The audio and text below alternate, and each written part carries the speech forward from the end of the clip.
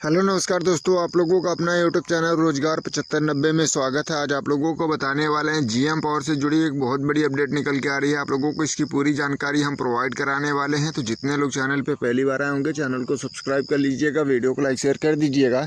तो देखिए, जितने अप्रेंटिस हैं, नए हों पुराने हों, उनके लिए काफ़ी महत्वपूर्ण वीडियो होने वाली है, क्योंकि आप लोगों को पता होगा कि रेलवे ग्रुप डी में आप लोगों को पहले की तरह जीएम पावर की मांगें लगातार आप लोगों की चल रही थी, उससे जुड़ी ये अपडेट है। तो देखिए, आप लोग जैसे कि न्यूज़पेपर भी आप लोग थंबनेल में देख पा रहे होंगे कि उसमें बताया जा रहा है कि रेलवे में अब अप्रेंटिसों की भर्ती जीएम पावर स्तर पर होगी।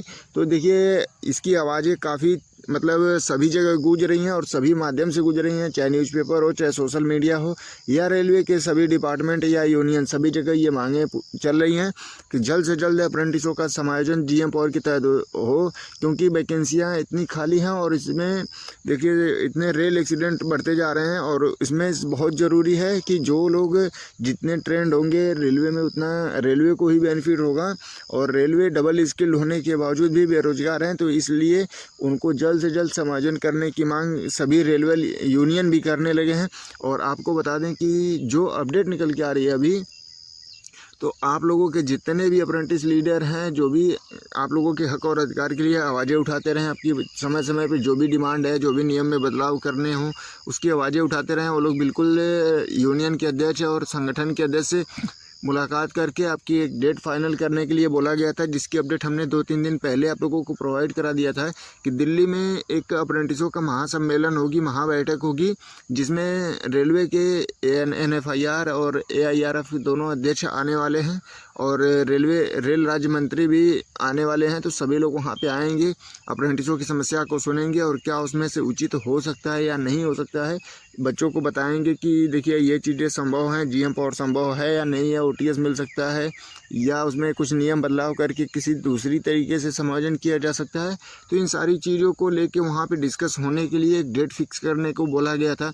लेकिन देखिए, हमारे तक अपडेट पहुँचाई गई कि आपके पास भी जितने अप्रेंटिस साथी हैं, आप लोग कंटिन्यू अप्रेंटिसों से जुड़े रहते हैं, तो आप लोग उनको एक्टिव कर दीजिए और उनको बता दीजिए, क्योंकि वहाँ जब एक डेट फाइनल होगी, पहले से फाइनल होगी, एक हफ्ते पहले से सभी को पता होगा, तभी सभी लोग वहाँ पहुँच पाएंगे, क्योंकि ऑल इंडिया से बच्चे आने हैं। तो इस तरीके से आप लोगों को हमने अपडेट दे दिया था, लेकिन उसमें कोई रिस्पांस आप लोगों ने नहीं दिया। तो देखिए, आप लोगों को बता दें कि बार बार आपकी आवाज़ें इसी तरीके से उठेंगी, फिर दब जाएंगी, कोई फ़ायदा नहीं होगा। तो आप लोग खुद अपनी आवाज़ों को पहुँचाने की कोशिश करिए। अगर रेलवे के इतने बड़े संगठन आपके साथ हमें आ रहे हैं, तो फिर आप लोग इतनी लापरवाही क्यों कर रहे हैं? हमको तो ये चीज़ें समझ में नहीं आती है कि आप लोग खुद जिम्मेदारी अपने भविष्य का क्यों नहीं लेते हैं। तो उसके लिए आप लोगों को हम बता दें कि अभी हमने इसी चैनल, यानी जिस चैनल पे आप लोग वीडियो देख रहे हैं, रोजगार 7590 चैनल पे ही हमने डेट का पोल लगा दिया है। मतलब उसमें से हमने 4 डेट उसमें रख दिया है, और उसमें से कौन से डेट को आप लोग जाने के लिए वहाँ पे इच्छुक हो, कौन सी डेट को आप फाइनल करते हो, उस पर ज़रूर पोल करिएगा। जिस पे ज़्यादा मतलब आप लोगों का पोल रहेगा, उसी डेट को फाइनल मान के फिर आपको अनाउंसमेंट कर दिया जाएगा कि हाँ, ये डेट को हम लोगों ने स्वीकार कर लिया है। इस डेट को ही सभी लोग वहाँ पे दिल्ली में पहुँचेंगे, अपनी बातों को रखेंगे।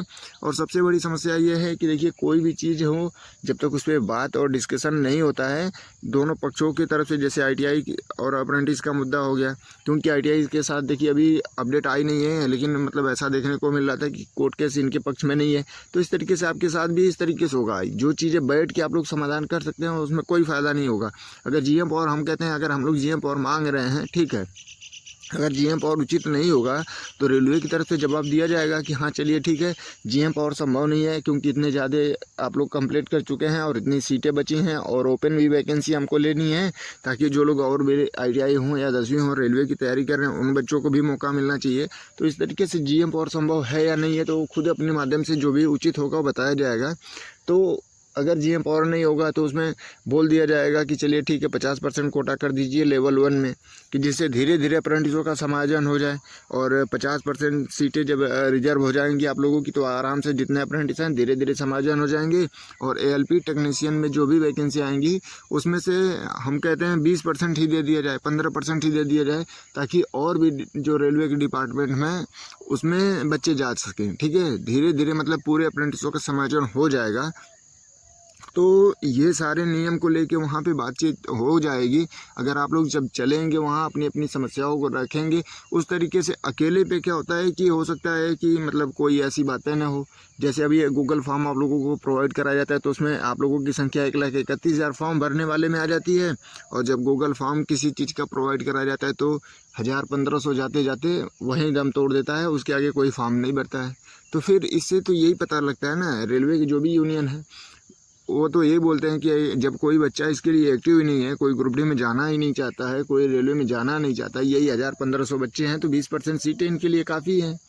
तो ये सारी चीज़ें उठने लगती है। तो आप लोग इन सारी चीज़ों को समझते नहीं हैं, केवल आप लोग अपनी लापरवाही की वजह से अपना भविष्य ख़राब कर रहे हैं।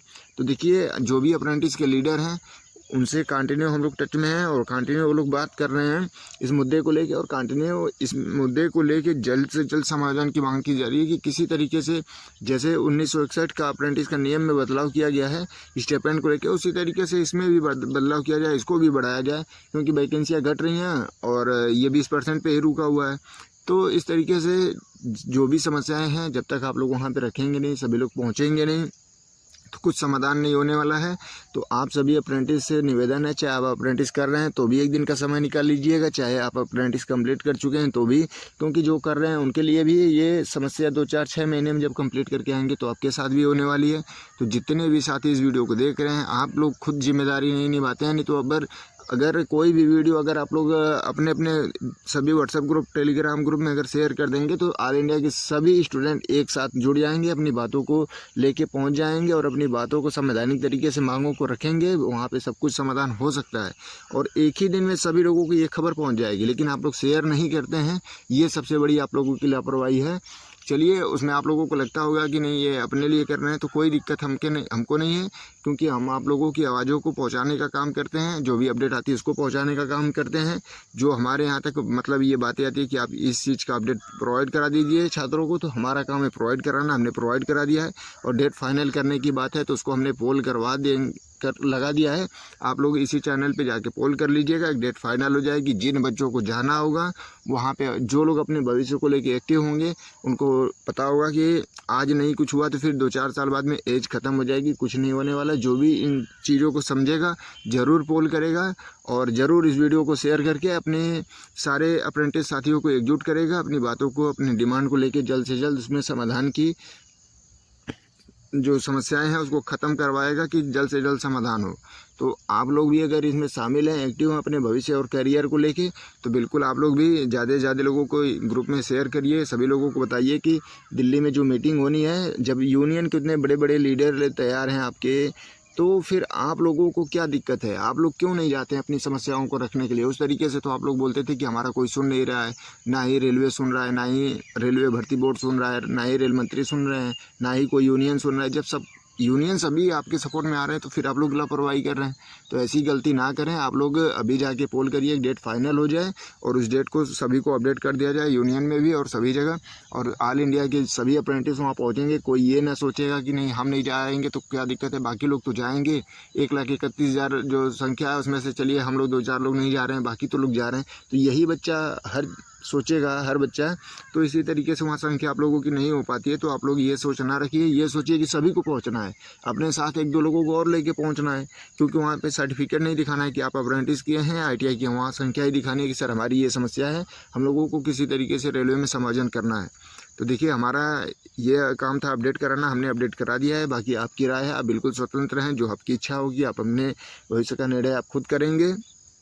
अगर आपको ये अच्छा लगा होगा, ये आप सपोर्ट करते हैं, तो ज़रूर शेयर करके और उसमें पोल कर दीजिएगा। और जो लोग चैनल पे पहली बार होंगे, चैनल को सब्सक्राइब कर लीजिएगा, वीडियो को लाइक शेयर कर दीजिएगा। धन्यवाद।